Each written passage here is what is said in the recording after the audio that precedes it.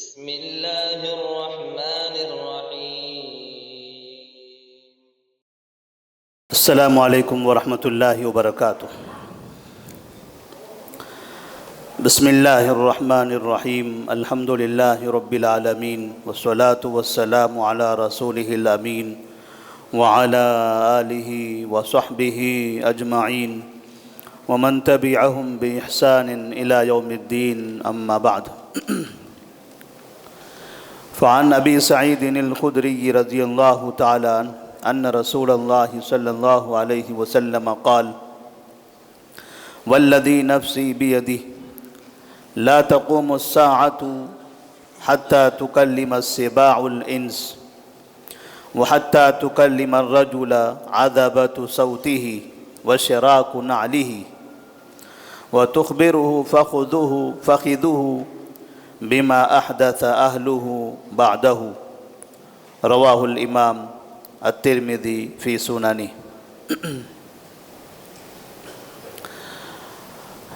نبی کریم صلی اللہ علیہ وسلم نے قیامت کی علامتوں میں سے جو علامتیں بیان فرمائی ہیں، ان میں سے جانوروں کا انسانوں کے ساتھ بات کرنا، اسی طرح سے جمادات کا بھی بات کرنا۔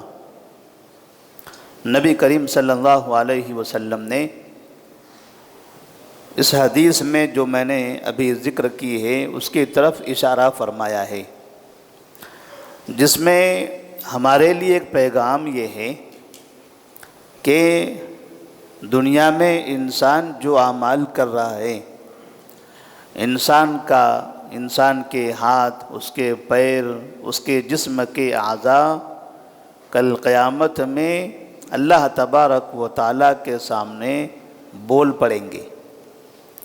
اگر کسی کو اس بات پر یقین نہیں آتا کہ ہمارا ہاتھ کیسے بولے گا، ہمارا پیر کیسے بول سکتا ہے، ہماری آنکھیں کیسے بول سکتی ہے، اور جسم کے دیگر اعضاء یہ کیسے بات کر سکتے ہیں، تو انہیں نبی کریم صلی اللہ علیہ وسلم کی یہ حدیث پڑھنا چاہیے، اور دنیا میں کیا ایسی چیزیں وجود میں نہیں آئی ہیں یہ معلوم کر لینا چاہیے۔ جیسا کہ آپ صلی اللہ علیہ وسلم فرماتے ہیں: قسم ہے اس ذات کی جس کے ہاتھ میں میری جان ہے، قیامت اس وقت تک قائم نہیں ہوگی جب تک کہ درندے انسانوں سے بات نہ کر لیں، اور جب تک کہ آدمی سے اس کا کوڑا یا اس کے جوتے کا تسمہ نہ بات کر لے، اور اس کے ران، پیروں میں جو ران ہوتی ہے اس کے ران اسے خبر نہ دے اس کے بارے میں جو اس کے گھر والوں نے اس کے پیچھے حرکت کی ہے، اس کے غائبانہ میں حرکت کی ہے۔ اس حدیث کو امام ترمذی رحمہ اللہ نے اپنی کتاب میں روایت کیا ہے۔ قیامت کی جو علامتیں اس میں بیان کی گئی، پہلی تو علامت یہ ہے کہ درندے انسانوں سے بات کریں گے۔ دوسری علامت یہ بیان کی گئی کہ جو کوڑا ہوتا ہے جس سے مارا جاتا ہے، اس کا کنارہ جو انسان کے جسم پر پڑتا ہے، وہ کنارہ بات کرے گا انسان سے، وہ بول پڑے گا۔ اسی طرح سے جوتے کا تسمہ، یعنی جوتے میں باندھنے والی ڈوری جو ہوتی ہے وہ بھی بات کرے گی، حتیٰ کہ جسم میں جو ران ہوتی ہے یہ ران خبر دے گی کہ اس کے غائبانہ میں اس کے گھر میں کیا ہوا ہے۔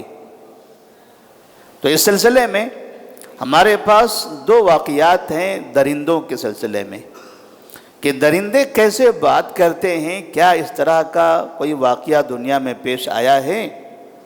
تو اس سلسلے میں ابو ہریرہ رضی اللہ تعالیٰ عنہ کی ایک روایت ہے، کہتے ہیں کہ رسول اللہ صلی اللہ علیہ وسلم نے بیان فرمایا کہ ایک آدمی ایک گائے لے کر جا رہا تھا، اور اس کے اوپر وہ سوار بھی تھا، یا بعض روایتوں میں ہے کہ اس نے اس کے اوپر بوجھ لادا ہوا تھا اور اسے وہ مارتے ہوئے آگے کی طرف لے جا رہا ہے۔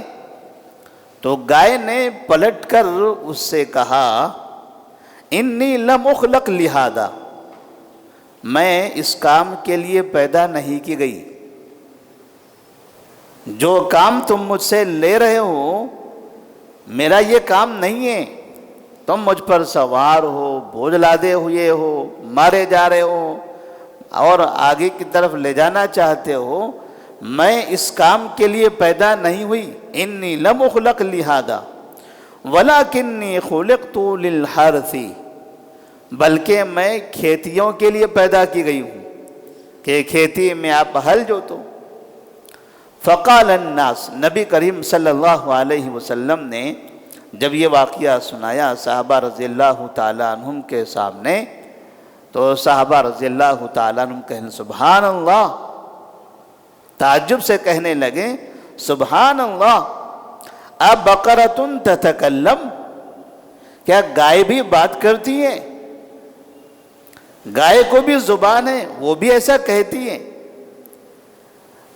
تو آپ فرماتے ہیں فإنی أؤمن بہ، میرا تو اس پر ایمان ہے، میرا تو اس پر ایمان ہے کہ گائے بات کرتی ہے۔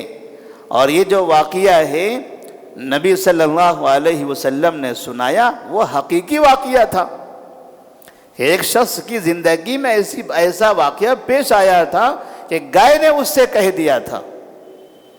تو آپ صلی اللہ علیہ وسلم نے اس واقعے کو سنا کر کہا فإنی أؤمن بہ وأبو بکر وعمر، ابو بکر اور عمر بھی اس پر ایمان رکھتے ہیں۔ اس کا مطلب یہ حقیقت ہے کہ جانور بھی بول پڑیں گے، اور جانوروں کا بولنا یہ نبی کریم صلی اللہ علیہ وسلم کے زمانے میں واقع ہو چکا ہے۔ ایسے ہی ایک دوسرا واقعہ ہے جس میں ایک دیہاتی، ایک بدو انسان بکریاں چرا رہا تھا، اچانک بھیڑیا آیا اور اس نے ایک بکری لے لی اور لے کر بھاگنے لگا۔ تو یہ چرواہا جو بکریاں چرا رہا تھا، اس نے اسے دوڑاتے ہوئے اس سے بکری چھین لی، اس بھیڑیے سے اس نے بکری چھین لی۔ تو بھیڑیے نے اس سے مخاطب ہوتے ہوئے کہا اخذت رزقا رزقنی اللہ، تم نے مجھ سے وہ روزی چھین لی جو اللہ نے مجھے عطا کی تھی۔ چرواہا پریشان ہو گیا، چرواہا پریشان ہوا، اس نے کہا بھیڑیا مجھے ایسا بول رہا ہے، ہم نے تو بھیڑیوں کو بس جانوروں کو ایسے ہی ان کی اپنی بولی بولتے ہوئے سنا ہے، لیکن انسانوں کی بولی بولتے ہوئے ہم نے یہ کبھی نہیں سنا۔ تو نبی کریم صلی اللہ علیہ وسلم کے سامنے اس چرواہے نے آ کر یہ واقعہ بیان کیا کہ میرے ساتھ ایسا اور ایسا ہوا۔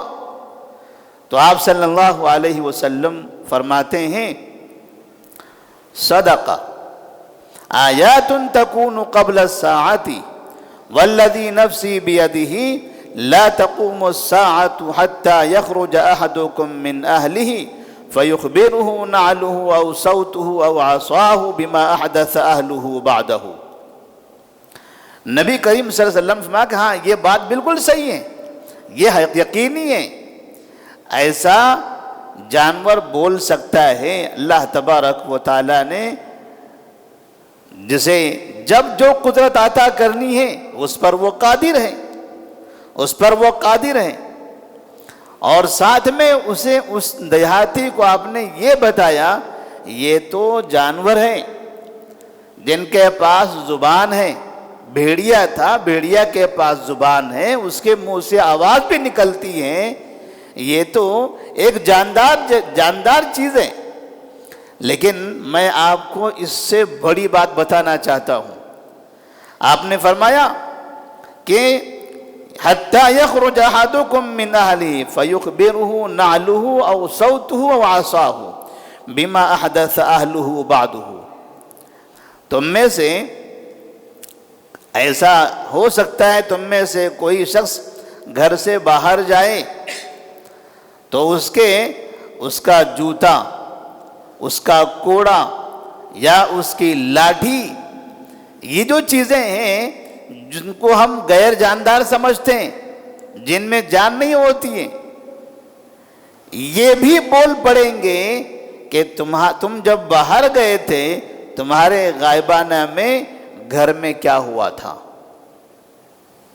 نبی کریم صلی اللہ علیہ وسلم نے جب اس شخص کو یہ بات بتائی تو کہتے ہیں وہ دیہاتی، وہ چرواہا یہودی تھا، یہ سننے کے بعد وہ مسلمان ہو گیا۔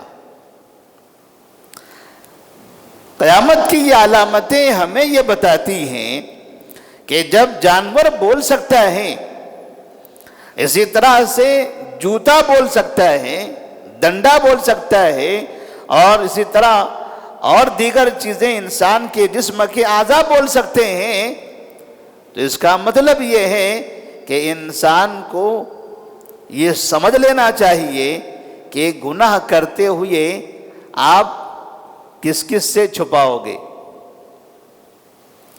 ہم ان سے چھپاتے ہیں جو ہمیں دیکھ رہا ہے، جو بول سکتا ہے، جو سن سکتا ہے۔ دیکھنے والے سے چھپاتے ہیں، سننے والے سے چھپاتے ہیں، جو بول سکتا ہے اس سے چھپاتے ہیں۔ یہاں تو انسان کا جسم بولتا ہے تو انسان اپنے جسم سے کیا چھپائے گا؟ انسان کا جوتا بولتا ہے، اس سے کیا چھپائے گا؟ انسان کے اطراف میں رہنے والی یہ چیزیں بولتی ہیں۔ مثال تو اس سے دی ہے، یہ ٹیبل ہے، یہ روم ہے، یہ دیوار ہے، یہ چھت ہے، یہ زمین ہے۔ کل قیامت میں کون کون سی چیزیں ہمارے اعمال کے بارے میں گواہی دے گی، اس کا ہمیں اندازہ نہیں ہے۔ تو اس سے ایک پیغام یہ ملتا ہے کہ انسان کو ہمیشہ برائی سے اپنے آپ کو محفوظ رکھنا چاہیے۔ تنہائی میں بھی کی ہوئی برائی کا محاسبہ ہوگا۔ اللہ سے دعا ہے کہ اللہ تبارک و تعالی ہم تمام کو ہر طرح کی برائیوں سے اپنی حفاظت کرنے کی توفیق عطا فرمائے۔ السلام علیکم ورحمۃ اللہ وبرکاتہ۔